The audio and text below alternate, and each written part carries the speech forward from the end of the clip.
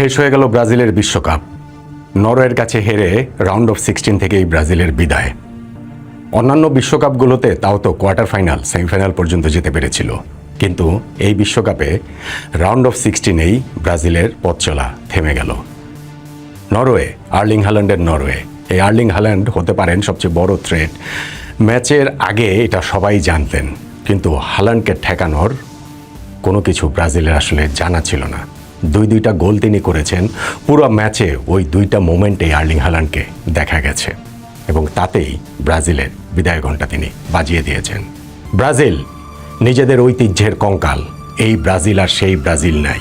এই ব্রাজিল শুধুমাত্র নস্টালজিয়ায় আছেন। এই ব্রাজিল শুধুমাত্র মানুষের মুখে মুখে আছেন। কিন্তু এখন যেই ব্রাজিল, সেটা যে কোনো গড়পড়তা টিমের চেয়ে মোটেই ভালো কিছু নয়। সেই ব্রাজিলে একজনই আছেন সাম্বার শিল্পী, একজনই আছেন যোগ অভিনেতার প্রতিনিধি, শেষ প্রতিনিধি নেইমার। এবং তার শেষটাও কি ট্র্যাজেডিতে হলো দেখেন। ইনজুরি টাইমের শেষ মুহূর্তে পেনাল্টি থেকে তিনি একটা গোল শোধ করলেন এবং তাতে করে ওই অফসোসটা আর অনেক বেশি করে বাড়ল যে নেইমার যদি ম্যাচের শুরু থেকে থাকতেন, যদি ওই সময়টা ব্রুনো গিমেরেজ যে ম্যাচের শুরুতেই পেনাল্টিটা মিস করেছেন, ওই সময় নেইমার থাকলে, নেইমার পেনাল্টি থেকে গোল করলে, গোলটা তো তিনি করতেনই এবং করতেন যে সেটা তিনি শেষেও বুঝিয়েছেন, তাহলে হয়তোবা সব কিছুই অন্যরকম হতো। না, কার্লো আনচেলত্তিকে এই ক্ষেত্রে দোষ দেওয়ার যায় না। হয়তোবা নেইমারের ফিটনেস হয়তোবা এখন আর 90 মিনিট খেলার মতো নাই, হয়তোবা তাই প্রথম একাদশে থাকার মতো না, কিন্তু এইটা ব্রাজিলকে পোড়াবে, অবশ্য কতইবার পোড়াবে। সেই 2002 বিশ্বকাপের পর থেকেই তো পোড়াচ্ছে। ব্রাজিল তাদের ফুটবল ইতিহাসে এই প্রথমবার 6টা বিশ্বকাপ চলে গেল যে তারা শিরোপা জিততে পারছে না, পারল না। এবং আদৌ এই ব্রাজিল আর কোনোদিন শিরোপা জিতবে কিনা, আদৌ আর কোনো ম্যাজিশিয়ান আসবেন কিনা, নেইমারই যেটা পারেননি, এর পরবর্তী প্রজন্মের তার যে উত্তরসূরি সহচর এখন যারা রয়েছেন, তারা ব্রাজিলকে আর কোনোদিন সেই হেক্সা, সেই 6 নাম্বার শিরোপা জেতাতে পারবেন। এই মুহূর্তে দাঁড়িয়ে অন্ততপক্ষে সেটা বিশ্বাস করা খুবই কঠিন। নরওয়ের বিপক্ষে এই ম্যাচের শুরুতেই তো ব্রাজিল এগিয়ে যাওয়ার সুযোগ পেয়েছিল। যখন সেই 13তম মিনিটেই পেনাল্টিটা পেয়ে যায় ব্রাজিল, রেফারি পেনাল্টি দেননি, ভিএআর নেয়ার পরে ব্রাজিল পেনাল্টিতে পায়, কিন্তু ব্রুনো গিমেরেজের শটটা নরওয়ের কিপার ঠেকিয়ে দিলেন এবং পুরো ম্যাচ জুড়েই সেই কীরকম দুর্দান্ত পারফর্ম তিনি করেছেন, একের পর এক সেভ তিনি করেছেন। সেইটা গ্যাব্রিয়েল মার্টিনেলির কাটব্যাকে নিশ্চিত গোলের সময়, সেইটা ভিনিসিয়াস জুনিয়রের শট নিশ্চিতভাবে ঠেকিয়ে দিয়ে, সেইটা এনরিককে যখন তিনি মাঠে নামলেন সাথে সাথেই এনরিককে যে রাশ করলেন, এনরিক বলটা একটুর কারণে বাইরে দিয়ে পাঠিয়ে দিলেন, সেইটা আরও একবার যখন আত্মঘাতী গোলটা হয়ে যাচ্ছিল, লাফিয়ে পড়ে কোনো মতে তিনি গ্লাভসটা লাগালেন এবং সেইটা পোস্টে লেগে প্রতিহত হলো। আর আর্লিং হ্যাল্যান্ড পুরো ম্যাচে কোথাও ছিলেন না, তিনি পুরো ম্যাচে কোথাও থাকেন না, শুধু কাজের কাজটুকু করে দেন, শুধু গোলটা দিয়ে দেন। এবং গোলটাও তিনি দিলেন কোন সময়ে, কোন দুইটা সময়ে। 79তম মিনিটে একটা ক্রস এলো লেফট সাইড থেকে এবং সেইখানে মার্কারকে এমনভাবে ছিটকে ফেলে ক্রসটা করা হলো যেন ওইখানে কেউ আসলে ছিলেনই না।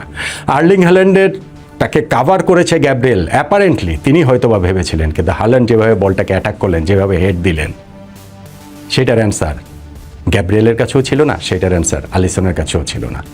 আর পরের গোলটা যে দিলেন ব্রাজিলের বক্সের ঠিক বাইরে, তাকে ওই রকম মোটামুটি 10 বিঘা জমি দিয়ে দিয়েছে যে এইখান থেকে তিনি ইচ্ছা মতো শট করতে পারেন এবং ঠিকই তিনি একটা বুলেট গতির শট করলেন। কমেন্টেটররা বলছিলেন মনে হচ্ছিল যেন তিনি শুটিং প্র্যাকটিস করছেন, নিতান্তই একটা প্র্যাকটিস, এবং শট করার সাথে সাথেই বোঝা গিয়েছে যে এই বলের গন্তব্য একমাত্র জালে। ওই যে 2টা গোল ব্রাজিল খেয়ে গেল একদম শেষ মুহূর্তে, এইটার অ্যান্সার এই ব্রাজিলের কাছে নাই। কেননা এই ব্রাজিলের কোনো ক্রিয়েটিভিটি নেই, কেননা এই ব্রাজিলের কোনো পেস নাই, কেননা এই ব্রাজিলের কোনো স্কিল নাই, কেননা এই ব্রাজিল সাম্বার যোগবনিতর আক্ষরিক অর্থে অপমান। ব্রাজিল বিশ্বকাপ থেকে বিদায় নিয়েছে, এর আগেও সেই 2006, 2010, 14, 18, 22 এবং সেই ইউরোপিয়ান টিমের মুখোমুখি হওয়া মাত্রই যে ব্রাজিলের বিদায়, সেই ধারাটা এখনও অব্যাহত রইল, এই বিশ্বকাপে অব্যাহত রইল। ইউরোপিয়ান কোচ কার্লো আনচেলত্তিকে এনেও আসলে লাভ হলো না। ব্রাজিল এই ম্যাচে চান্স ক্রিয়েট করেছে, সেই চান্সগুলো কাজে লাগাতে না পারার আক্ষেপ থাকবে যে সেইগুলো যদি স্পেশালি পেনাল্টি মিসটা তো রয়েছে, এর বাইরেও কত কত সুযোগ ব্রাজিল পেয়েছে। শেষ দিকেও যখন তারা 1 গোলে পিছিয়ে, তখনও কাসেমিরো যেই সুযোগটা পেয়েছিলেন বক্সের ভিতরে, জাস্ট বলটাকে মাঝখানে আস্তে করে ঠেলে দিলেই নেইমার সেখানে ফাঁকা বারে দাঁড়িয়েছিলেন, কিন্তু তিনি না শট করলেন না ক্রস করলেন, পেইসি কি ডেলিভারিটা করলেন সেটা তিনিই জানেন। তো ব্রাজিল এখন আক্ষরিক অর্থেই ভীষণ রকমের অ্যাভারেজ, ভীষণ রকম গড়পড়তা ফুটবলারদের একটা দল। এই হলুদ রঙের জার্সিটা কেবলমাত্র তাদের ঐতিহ্যের কথা বলে, কেবলমাত্র সেই পুরনো আমলের জমিদারির কথা বলে, যেইখানে অনেক কিছু ছিল, কিন্তু বর্তমানটা ভীষণ রকমের বিবর্ণ, ভীষণ রকমেরই অন্ধকারাচ্ছন্ন। এবং এই অন্ধকার ব্রাজিলের ফুটবল কবে কাটাতে পারবে? ফুটবল তো চক্রে চলে, কোনো না কোনো সময় নিশ্চয়ই কাটবে, কিন্তু সেই সময়টা কবে, কত বছর পর, কত বিশ্বকাপ পর আবার আসে? আবার কবে একজন ম্যাজিশিয়ান আসবেন? আবার কবে সম্মিলিতভাবে ব্রাজিলের খেলা ব্রাজিলের মতো হয়ে উঠবে?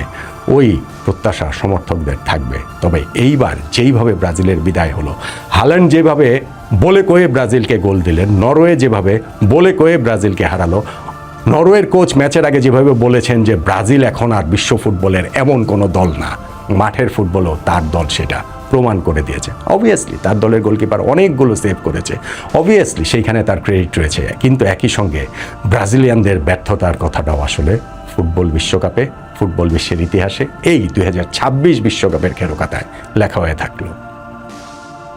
আমার কাছে বরং মনে হয় নরওয়ের কাছে এই ম্যাচটা ব্রাজিল এখানে হেরে ভালোই হয়েছে। যদি সেটা না হতো তাহলে হয়তোবা পরের রাউন্ডে ইংল্যান্ড বা মেক্সিকোর সঙ্গে, কিংবা হয়তোবা সেটাও পেরিয়ে গেলে সেমিফাইনালে আর্জেন্টিনার সঙ্গে কোনো এক পর্যায়ে ব্রাজিল সেই 2014 বিশ্বকাপে জার্মানির কাছে যেমন 7 গোল খেয়েছিল তেমন কিছু হয়ে যেতে পারত।